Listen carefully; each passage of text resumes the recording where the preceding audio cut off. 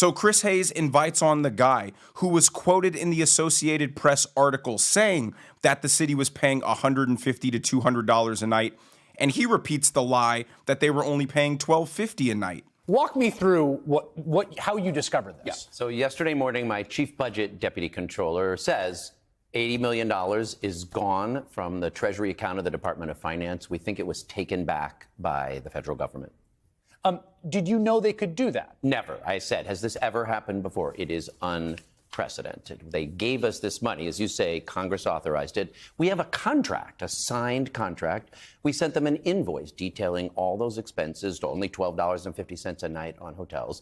They sent us the money and approved the invoice. And then, lo and behold, they just yank it right back. It is highway robbery. Now, I want to be clear on one technical detail. I thought that we discovered that Treasury has some secret back end through the financial system to take people's money, which seemed really worrisome.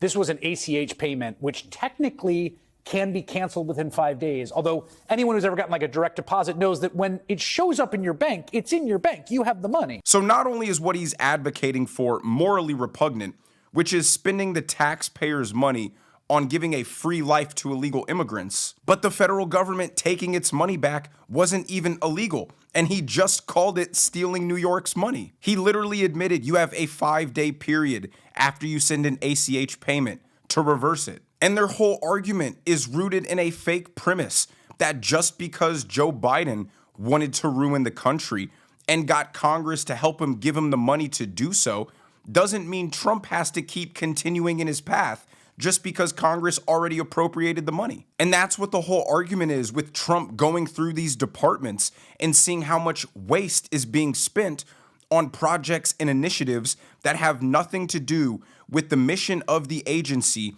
or advancing America's interests. The Democrat argument is, oh no, all this wasteful spending was already approved, so you have to keep doing it because that's where we launder our money. And Trump's argument is, I don't have to actively spend money that is going to harm the American people. It would be like if Congress allocated money to give to a nonprofit to steal high-level US secrets and give them over to China.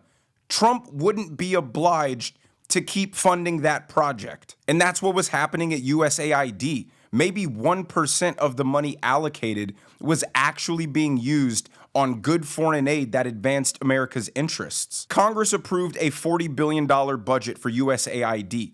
And if Trump finds out that only $500 million of that is actually being used on foreign aid to advance our interests, he is not forced to go ahead and spend the rest on lining the pockets of these corrupt Democrat politicians. If Congress allocated $1 trillion for people to paint walls and allocated another $1 trillion for people to watch that paint dry, Trump would not be forced to keep that wasteful spending going. And that's why the Democrats and the mainstream media are in shambles, because they are choosing to fight for the most unpopular side of every single issue. Elon's uncovering all this waste, and Democrats are like, no, more waste, keep up the waste.